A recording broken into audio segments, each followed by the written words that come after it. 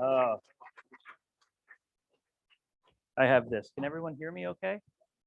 And then I have some copies of the poems that I'm going to read for anyone who might be hard of hearing or just wants to see the poems in front. Anyone else? I can just, I'll pass these around to anyone who wants to grab them. You, sir. Oh, it's so wonderful to be here and to look out on this audience and to see my friends and my colleagues and my students in this place that is truly a gift to me. I've been at AU since 2007. Some of our first events happened in this room, in the Butler Boardroom, and it's really wonderful to be back here now. I also want to thank, I don't know, is Kate Wilson here? Kate was the person who actually wrote the nomination for the Scholar Teacher Prize for me. And, you know, if it weren't for you, I wouldn't be standing here. So thank you. Yeah. It's really important to acknowledge the people who make these things possible. So, and thank you all for being here today. So I'm going to start by reading a poem that I helped to translate, and it's from the poet Carsten René Nielsen, a Danish poet. It's called Questionnaire.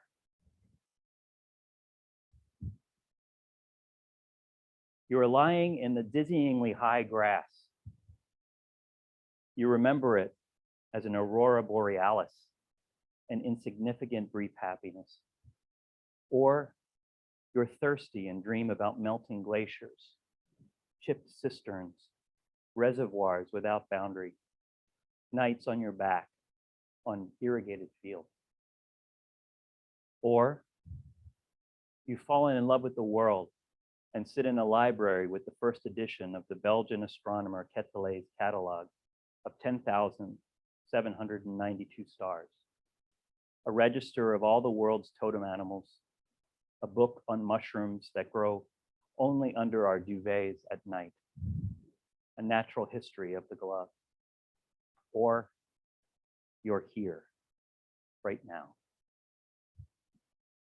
I love this poem as an opener to a reading or to any kind of gathering because it comes down to this point of, yeah, we're here right now.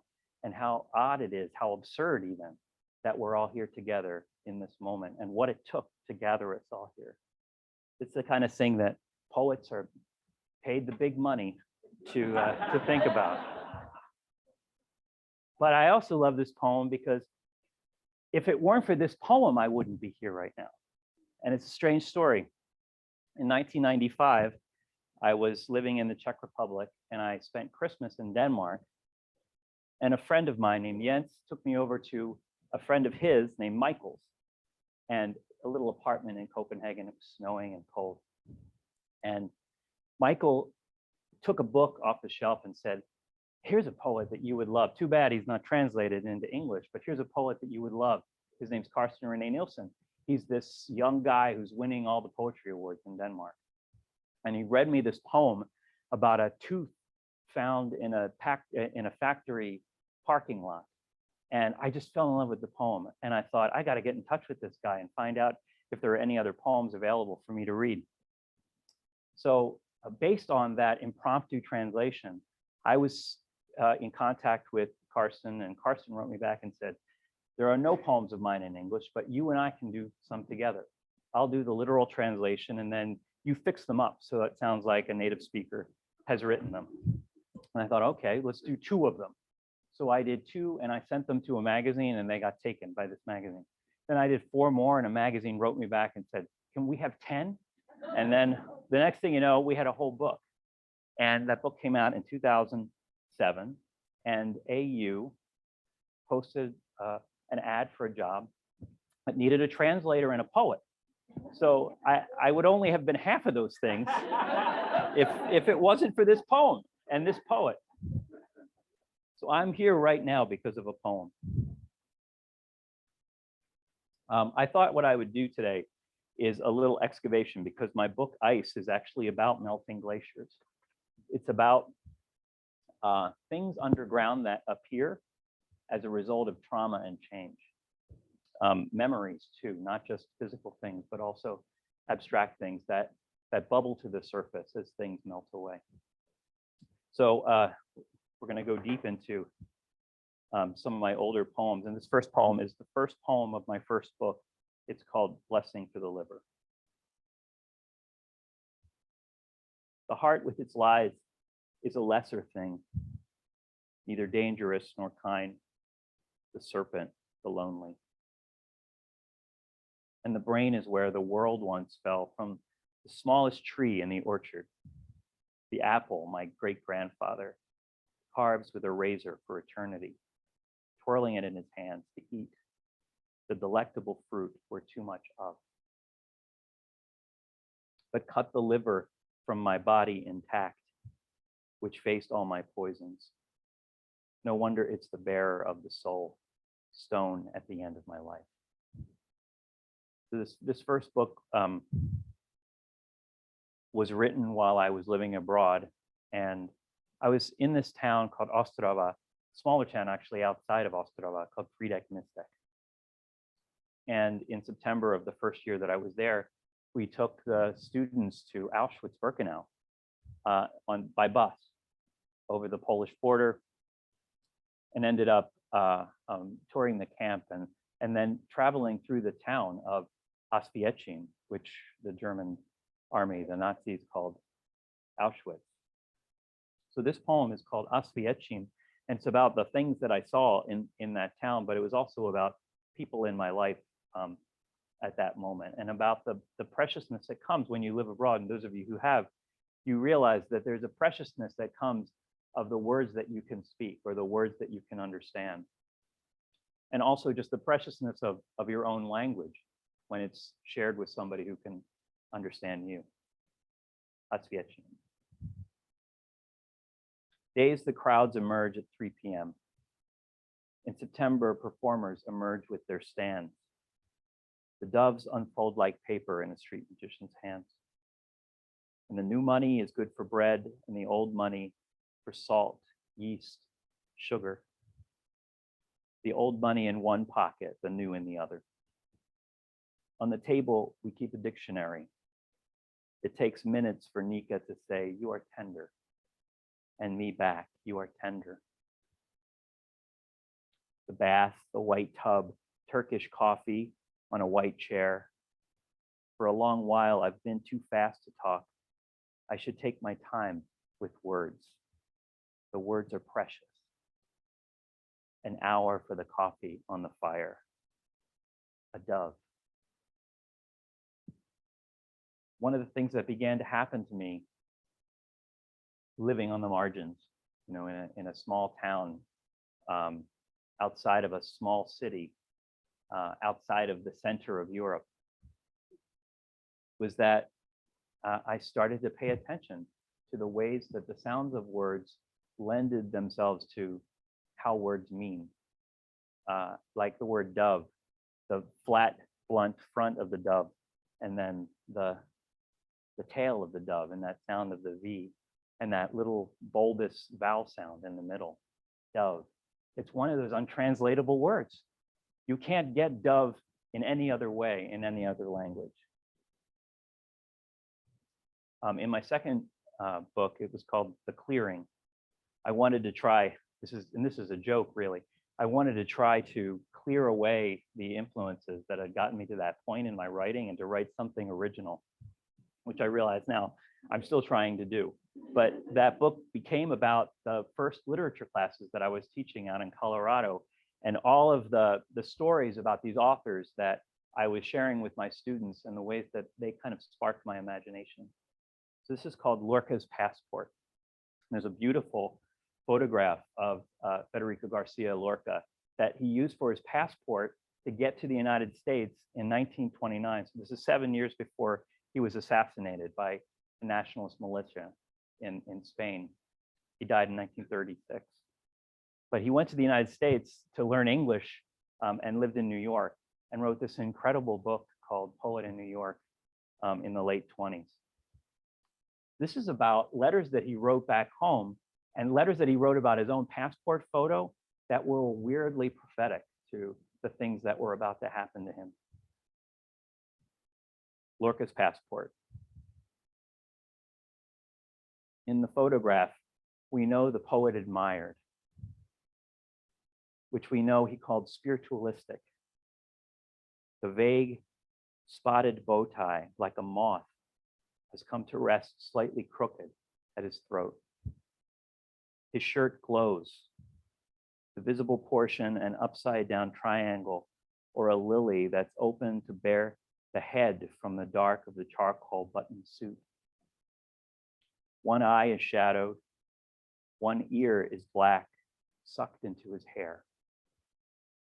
The ear we can see is a luminous egg. There's a pinprick in the center. The other eye's socket swallows his pupil like a mote. It borders on the light of murder, he once wrote of it. Over my shoulder, a sort of harp.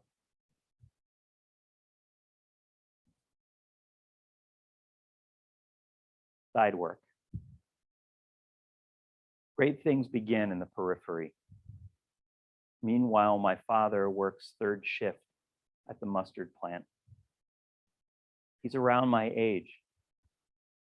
He's finished for the night. He revs his truck, waiting for the heat.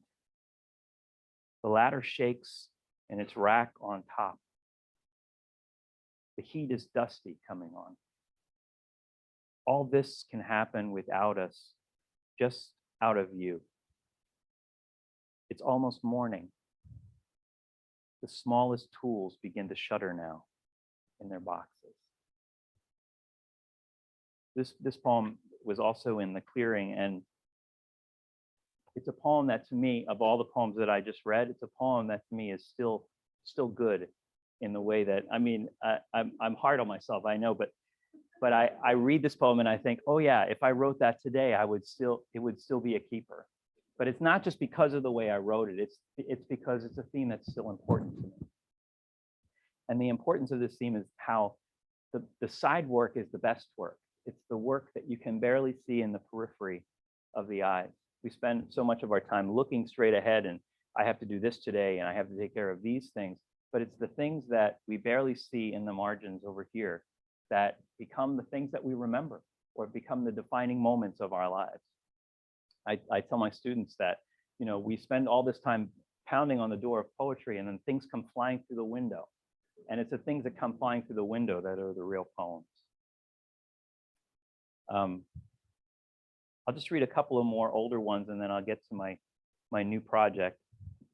This is a poem called The Assumption. My office mate and friend Adam Tamashevsky requested a couple poems here, and these two come from a book called The Most Natural Thing. And if you look at the poem, it's a square, and every poem in this book is a square of the same size. It's 9 lines and fit into a perfect square. Because it's the most unnatural thing, that this square is the most unnatural shape in the universe. And then inside, the moldering things, the messy things are pushing at the boundaries, the natural things, and also the beautiful things. The Assumption. From its pellet-like source, the universe widens.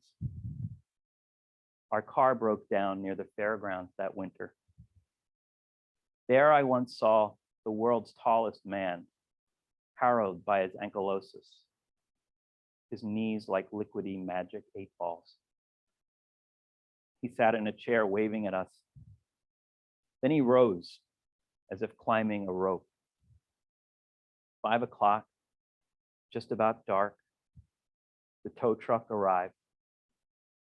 It cranked down its hook on a chain. It hoisted the bumper, lip of a fish, almost vertical. Altogether, we climbed in the truck. The father, the son, the quiet driver. And this poem is called Removal. to feel each branching outward part. I don't feel each part, though I have prayed to hear the small breath of my cells at Wet Mountain. The aspen grove sends messages in leaf code to its heart, a clutch of roots. Mildew zones out in the provinces. Burn up, the yellow aspen says, burn up, which is another way of saying, remember who you are as you move in your beautiful, arched upward body, believing yourself your own kingdom, believing yourself to be only yourself instead of the land.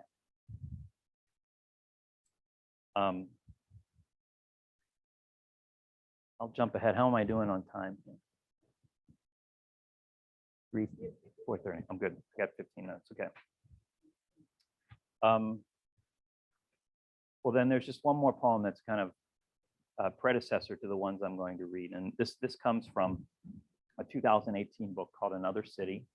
And the title of it is Every Angel is Terrifying, which is a line from Rilke's Duino Elegies. And by every angel is terrifying, Rilke is not saying that that the angels that we think of when we imagine angels popularly are the terrifying ones, but that the angel is whatever looks at you and sees you for what you are. The angel is whatever looks at you and sees into you almost impassively, not longing for you to be something else or not wishing you were what you were, but to just see you as you are without judgment in this terrifyingly penetrating way. So this is an experience with an angel in that sense. And it's about my first month at American University. I was living in a little house that a friend lent me. And I was there for about 8 months. And the house was called Homewood. There was the time one of the younger deer stepped into the hedges of the house that we called Homewood. And through an open window, he lowered the shale-colored muscular shoulders. His eyes met my eyes and pushed partway through. I thought it was to see who was alive in here, or to offer some encouragement with his aware, impassive face. May I stay heavy on this mind, I found myself requesting. May part of me remain behind these eyes, but it did not. The herd continued down their unmown road, and the deer at the window broke his gaze and turned and followed them. This was the start of some new work for me. It was fall. I had been trying to untangle all my questions. I wished that I was not myself. I never saw the angel after that. Time passed, nor did the herd return. I went back to what I had been doing all along, except I could feel a certain focus, the concentration of a being standing watching what I am. So I became fascinated by these kinds of angels. Could we, Sarah, oh, you're already there, shutting the lights off.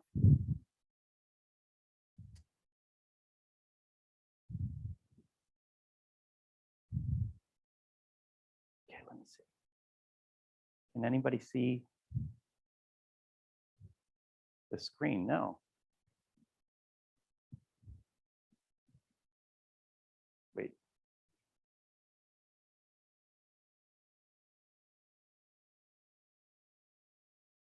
I don't think I have control of the.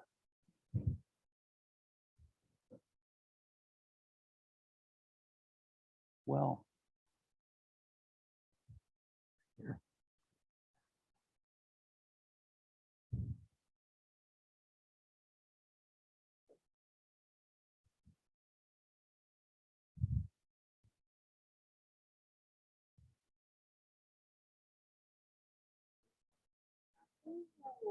Ooh, there it is. Okay. Okay. Oh, thanks, Sarah. Very nice. Well, that was dramatic.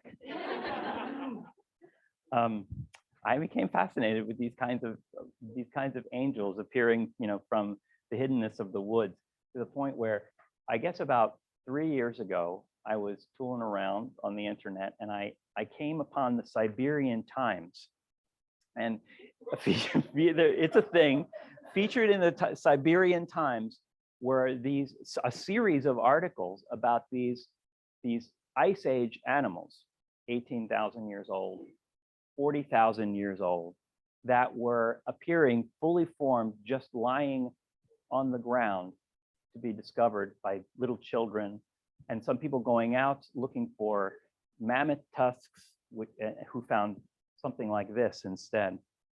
Because due to climate change in this region of Russia called Yakutia, the permafrost had so drastically melted that all of these hidden features of the landscape suddenly made themselves known. So this wolf head is like this, and this is 18,000 years old. An 18,000-year-old head of a wolf. If that's not a poem, then I'm a failure. This poem, so this is the title poem of my new book called Ice. What I heard is that the locals searching for the mammoth tusk along the Tirth-Yak discovered instead the head of a wolf that had been frozen over 40,000 years ago. The tongue hung from its mouth. The teeth were terrible, but mostly there. The head alone was the size of a child. When the local people found the full-grown wolf head on the Tirth-Yak and pulled it like a molar from the sopping, gummy earth and hoisted it, the hardened points of fur cut through the gloves into their hands. On each side of the face, the eye sealed shut. When we read about the story of it together, those were the days when we would stay up all winter in the house writing poems in our icy rooms.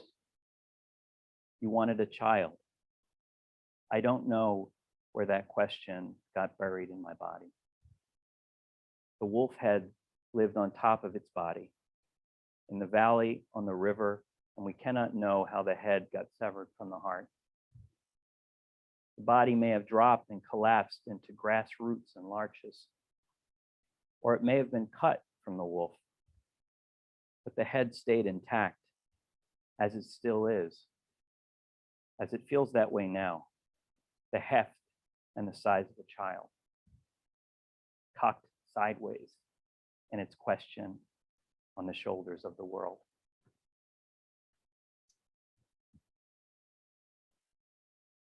So that wolf head was actually 40,000 years old. I said 18 because there's another one I'll show you that's 18,000 years old. So imagine 40,000 years in place. This is a little cave lion that's 46,000 years old named Spartak. Spartak was a name that they gave him recently. I don't think that he had a tag, but I mean, look at it. Spartak, the lion cub, lives under the permafrost. All signs here indicate that he was real. Here, yawning, cartoonish, snow-hugged, flattened on his pillows under the grate of ice. 400 centuries of mule, and the soul still seems so huge for both of us who wish to stay alive. The sense that some dead mother in the landscape knows one, that she's licked one's body clean.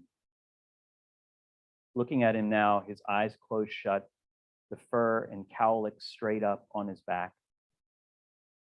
I know a thing or two about the way it was. I know that there was one to say without words, there really is no death, when he was pressed into this velveteen. So that's a backwards sonnet. I was experimenting, since these are going underground, I was experimenting with sonnets that move backwards. And you have the two tercets on the top and the two quatrains on the bottom. But that's only for the sonnet nerds in the audience. And then this is the last one I'll show you. And this is a dog that they named Dogor. And very interesting for those of you who are interested in words. There's no agreed upon source for the word dog. The closest and the farthest reaching etymological root of the word dog comes from Lithuanian, and it's close to this word dogar. But really, no one knows where this word dog comes from, which to me is so sweet, it's so tender, because it means that dogs were there with us when we were first inventing this. This is called the Ice Age wolf that love is. Oh, incidentally too. So this is an 18,000-year-old animal, but difficult to know whether it's dog or wolf because it has features of both. You'd grown 3 weeks into your mouthful of teeth before your eyes froze shut and then your throat, but now you're thawing, moping again, pretending to be tongue and wet fur and padded feet. My darling, whose day has come. From out of your mother, you fell into ice at play, in a pocket of snow, pure love that dug deep, as the mama and the others dissolved quickly, and the father who'd gone to the important place did not return. It took one night for the world to harden you into a long bewildered thought, but 18,000 years before the ice, like a pipe, like a vein, burst open, until I say your full name, Dogor, small bulb that keeps growing new wolf body. Dogor, don't harden your eyes and return to the dead. Dogor, don't freeze again. Don't fight me or take flight into 1,000 motes of ice. Dogor, don't bite. Remember what you are. Leap into my face. Doze in the crook of my big boned shoulder.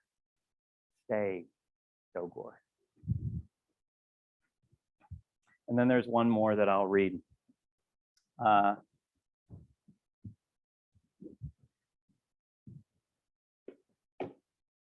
From this series. And this is called Reading the Light Surrounding the Lark. So also a lark was found 46,000 years old with a slight bite in its belly, but otherwise wings perfect, body perfect, feathers still perfect. Reading the light surrounding the lark. What you're witnessing is not merely residue of ice. They chiseled it apart by toothbrush, for the permafrost had coated it like plaque.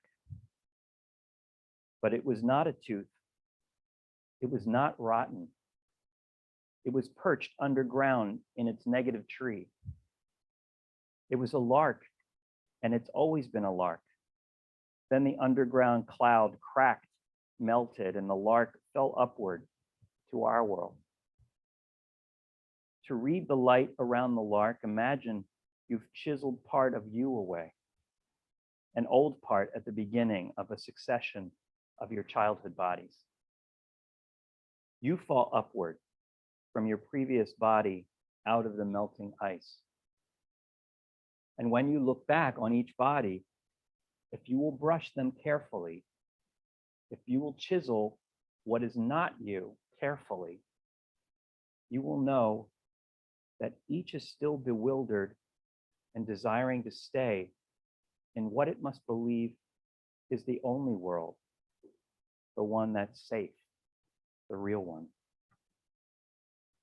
So in the second half of this book, with that poem, there's this turn toward these childhood bodies that are buried under the ice and what it takes to melt that ice and how these memories sometimes against our will begin to pop up to the surface at different points in our lives. So that's a different kind of excavation. But this is a poem called The Future of Desire, which goes to those places. And it is a poem that's after Yeats's Easter 1916, with its refrain, "The terrible beauty is born." So there's a refrain in here too. The future of desire. Looping home again to the year of our affair, a year I know is broken. I want you still there. I imagine that you live there. I tell you, I didn't love my body. I would kiss that year what anything demanded me to kiss. That's why our understanding, as you used to call it, has never left the baby fat of an adolescent memory. I didn't care for me. I met you at the dinner shift at the ice machine. You told me almost nothing of who you were before. Few shitty years of stripper and your husband, limp, had cracked your wrist clean through the radius, pulling your hair toward his purpled face. I carried all your heavy trays. I lifted them over my head. I told you it was easy. I didn't care for me. The danger has a way of making itself a story. We run false hope as if it were a red light. As if it were a red light, and once more in a loop, I suck the vodka taste of your ice. I know the flavor of my yes. You light a smoke and fit it in my mouth like the branch of a white tree as I turn into a story. I didn't care for me. And then I'll read two more poems, and then we'll see if anybody has any questions or wants to start a dialogue. This third section of the book, the second half of of the book, has to do with the ways that what melted the ice for me. It was reading. It was literature. Is what we're doing here. It saved my life. I would never have imagined it. I was the most unlikely character to be doing this for the rest of his life. But I count myself incredibly lucky, to have discovered you all, and also Emily Dickinson and Yeats and the people who saved my life.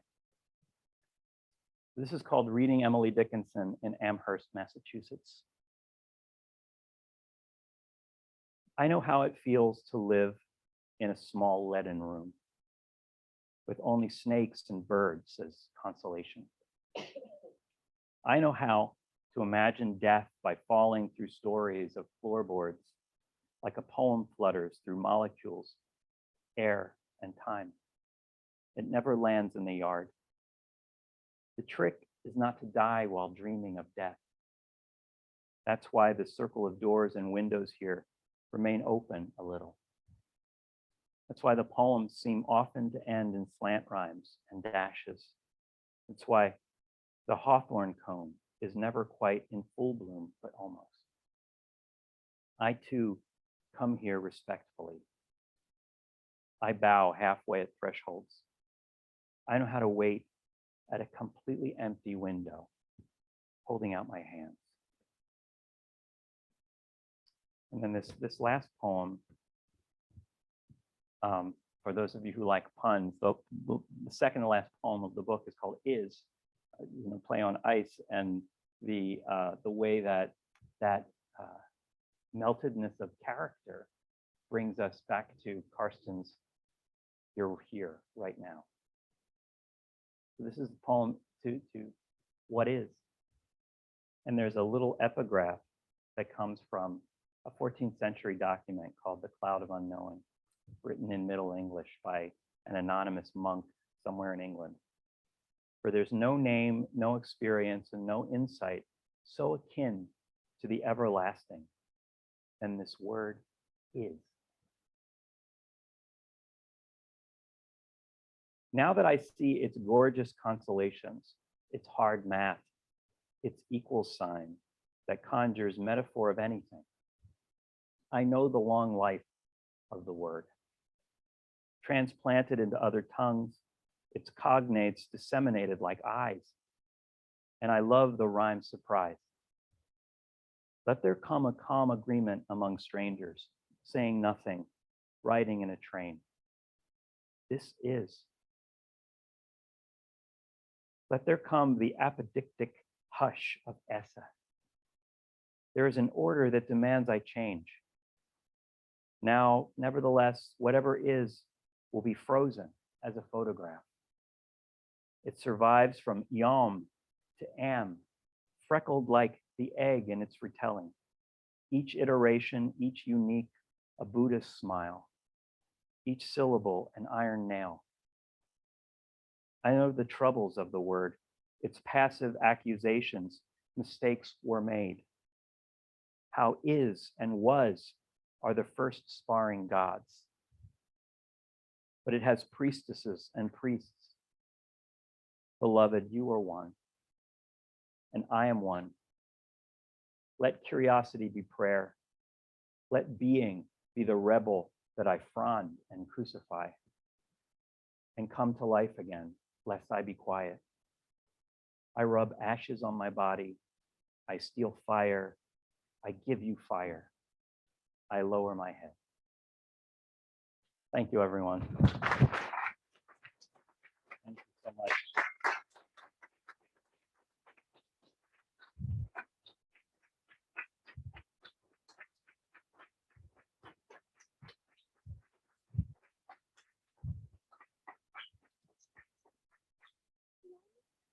Yes.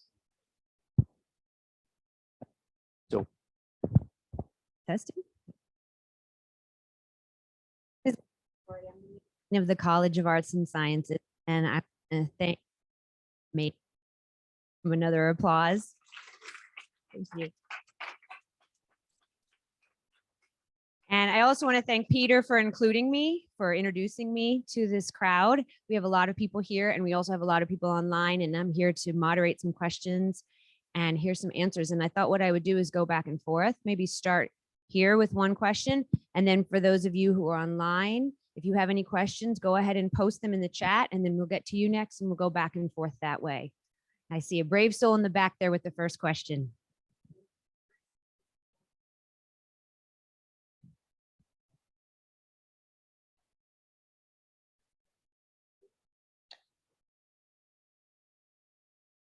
yeah, I actually think about this a lot because I teach a class to the graduate students called On Translation, and we look at literary translation from three angles.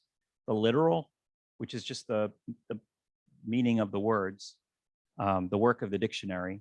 And then there's the formal quality of the work, which is the mood music behind it, which you have to capture too. And then there's the connotative quality of the words, which is the, capturing the idiomatic flavor or the wink or the joke or the sadness underneath the words. So it's for somebody that loves language and sees it as a puzzle, it's a lot of fun. It's an indulgence, but it's also very challenging work if you want to do it right, because you can never let any of those plates stop spinning. You have to just keep running around and around and keep the plates spinning on their sticks. But I'm lucky because I work with Jan Wagner, the German poet, and I work with Carsten Renee Nielsen, who do that work for me, that literal work for me. They send me their versions, and then I fiddle around with them a little bit, send them back, and then they tell me if I've hit the mark or not. So I think that for a translator who is working all alone with a dead author, then it's a lot more difficult to know if you're actually doing what they intended. So I have it a little bit easier. And thank you, Sarah, for doing that. I think we can take questions after we take questions here, post them in the chat, or if you don't mind repeating what you hear, because people online can't hear the questions. Oh, no, that's okay. That's okay. So we do have a question though in the chat. I love the form of the backwards sonnet. What other forms or structures do you like to play with? Do you want to play with and invert? And invert. Okay. In this book, I use a lot of backwards sonnets. I use Yeats's form, which is a strict 3-beat line with an A, B, sometimes alternating rhyme structure. I never thought I would be a rhyming poet, but I think that if the rhyme, as long as the rhyme is something I tell the students, as long as the rhyme remains Rosencrantz and Guildenstern in the Hamlet of your poem, you know, standing over here and not taking up the whole show, then rhyme works really well. But if rhyme tries to be the star of the show, then the poem just floats away. But I do use rhyme, and the prose poem is another form that I've used for years. So I'm definitely interested in the value of fixed forms, traditional forms, and also invented forms. Yes. Thank you, first of all, David, so much. This is delightful and Thank you, Bjorn. deeply moving, really, to listen to you read from your work. This isn't terribly well formed, but I'm realizing this is the first time I've had the experience of hearing somebody read a poem and potentially then reading along with it, right? And I wanted you to reflect a little bit, if you could, about the differences between reading versus listening, or that piece simultaneously. And I was also really struck by, when I did look over at some of the writing, and you referenced this, that, you know, there are things that you see in the writing that you wouldn't see if you were just listening, like the square that you referenced, right? Or in the Emily Dickinson poem, there's sort of spacing that is between words that you wouldn't perhaps expect. And so if you could talk a little bit about that. Yeah, thanks, Gian. I purposely do that, A, because of accessibility. You never know if someone can't hear, and I want everyone to be able to hear the poems, or at least to read them. But I do it too because I learned this from Ilya Kaminsky, who is a profoundly deaf poet who always offers the audience either a screen with the poems flashing behind him, or copies of the poems in their hands. And I think he does it for the same reason. But what I learned was that the poem lives twice that way. And I think poems that are written for the page specifically are meant to be returned to. There's a pause that's built into them. And sometimes when you're giving a reading in public and you're just reading your poems, you can see that only about a quarter of them are landing in the audience. So I've begun to do this, and I kind of like the outcome.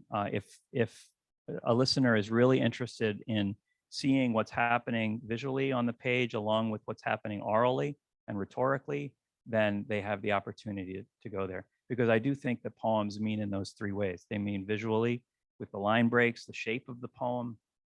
They mean orally with the music that you hear behind the words, and then they mean rhetorically with the literal meanings of the words. And if you can capture that in a public space like this for even a few minutes, then I think that you've reached the pinnacle of what we're trying to do here. So thank you for that question. That's great. All right. So this says, David, my favorite person. I wonder how you feel about translation, knowing there is no way to perfectly transfer meaning from one language to the other. Is this frustrating and or satisfying in its limitations? Yeah. I'm not going to tell you who that was.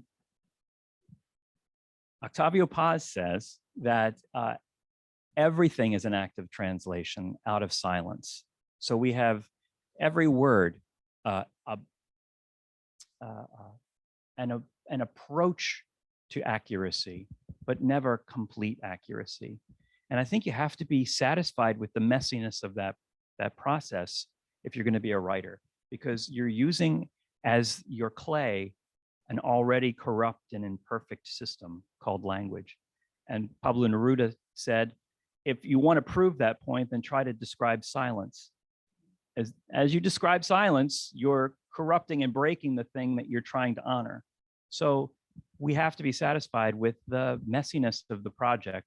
And we also have to hold high standards to ourselves, because I think there are better translations than others. And there are certain tools that you can use to get yourself to that point where, yes, I know that I'm being as consistent as possible in delivering to the reader in this language the same kind of experience that the other reader in that language had been having. And sometimes that experience doesn't even have to do with the meanings of the words. It has to do with a feeling that they get walking away from the text. So if you're honoring that feeling, then I would say you're honoring the highest mark of the literature. And getting there is the fun. Yeah. Hello, Linda Varas. I have to keep repeating. I keep forgetting to repeat. That's okay. I want to get back to what you were saying about the special ways that poetry makes meaning, because in your Lorca poem, the Lorca's Passport, you seem to be getting at the way in which image, like a photograph, means differently, makes different sets of meanings than a poem does. I like that poem so much. There are things at the end in terms of the image that seem to float like a constellation around his head, the murder, the moat, Yeah. the harp, right? Mhm. It's like a Chagall where all of a sudden, and there's a person's face, but there's also a cow in the back Yeah. and the little house floating, right? So what do you think is happening when you put those two in juxtaposition, the way that a photograph as an image or a painting makes meaning, and what you can do with the poem? How do I take, in other words, how do I write about a photograph in the same way that I would write about an experience? Or am I hearing you correctly? Yeah, what are you teasing out in the difference between what the photograph does and what the Oh, poem yeah. does? Because you were talking about the eerie way in which it sort of foretells his fate and his fascination with it. Right. So what's different, or what's the overlap? I know that you've written other poems, say about Van Gogh's many postmasters. Mhm. So you have a kind of fascination of putting the image already made before us and then making the poem directed to and around it. Right. So those postmasters are Van Gogh's interpretation of a postmaster, and then I'm writing about Van Gogh's interpretation of a postmaster. And my feeling about ekphrastic poetry, which is what you're describing, is poetry after the made thing, is that it's an act of translation. That if I'm going to bring to the reader the experience I have looking at Lorca's Passport, knowing what happened to Lorca, and which the figure in the picture doesn't even know, then I have to bring in his letters, or I have to bring in the harp, or I have to bring in the spotted bow tie like a moth because he was a surrealistic poet. I'm bringing it in. I'm doing it almost unconsciously. I mean, sometimes it works and sometimes it doesn't. Incidentally, those poems never saw the light of day, the postmaster poems. So sometimes it works and sometimes it doesn't. Yeah, didn't make it. Keep trying. But this one did, because I think I managed to do it. I managed to translate the feeling that I had of knowing more than that boy in the photograph knew about himself, and to also just describe what I see. Otherwise, why do it? We have the photograph that we can all look at. And the whole purpose of doing it is to bring more to it. And in fact, when I'm describing Lorca, I'm telling you more about me than I am about Federico Garcia Lorca. I'm telling you about what I see and how I see and what I pay attention to. So that's also part of it too, that it's a self-portrait as much as it is a description of somebody else's portrait. I think we have time for a couple more, and there is one more on the chat. Tacking on to the other question about meaning, how hard is it to translate meter simultaneously if the poem calls for it? Most of the time, so how hard is it to translate meter? Sometimes impossible, because the language doesn't have the same parameters for music that English does. We can assume that, every language sounds like "No longer mourn for me when I am dead," but that's not true. In fact, Czech language has an accent at the beginning of every word. It's trochaic, it's not iambic. It sounds like da da da da da da da da. So translating Czech into iambic rhythm is already to, corrupt it. But again, what you have to do is think about all right, so over here you have quantitative verse in the Greek. And you think to yourself, somebody listening to that quantitative verse is having what kind of experience? Oh, they're experiencing tradition. They're experiencing the beauty of the past when they hear this.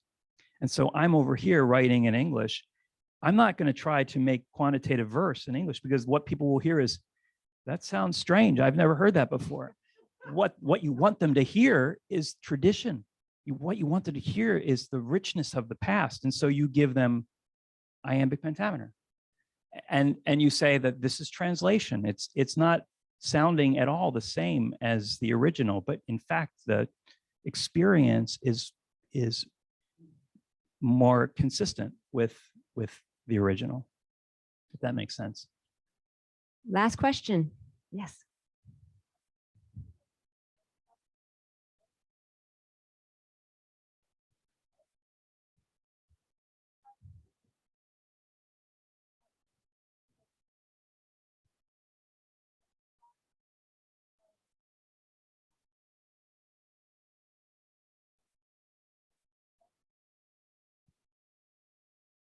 Mhm.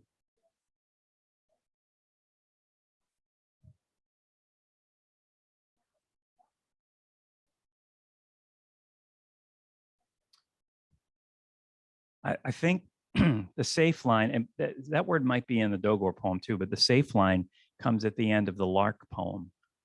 But that's about childhood, and it's about the former children in us, all of the 9-year-old you, the 7-year-old you, the 5-year-old, wanting to remain the 5-year-old, wanting to remain the 7-year-old, because it's safe there, and it's almost a kind of traumatic safe.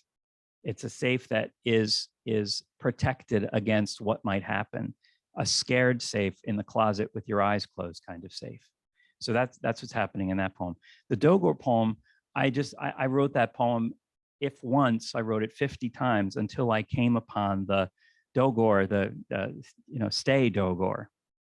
And so at the end, when I say stay Dogor, it's like this. It's gone, but it's this image of the friendly heart, and how vulnerable it is to change. And when I saw that image of a puppy, I just saw my own friendly heart. And so it was the feeling of wanting it to stay. And so the poem is really an invocation to my own friendly heart, as much as it is to the literal animal that could or could not have had a very hard ending. So. Thank you. That was a wonderful way to actually end today. Did you want the last word though, Peter? Well, thank you everybody for coming, and thank you so much. you, This Linda. was a wonderful lecture. Thanks, everybody. Thank you.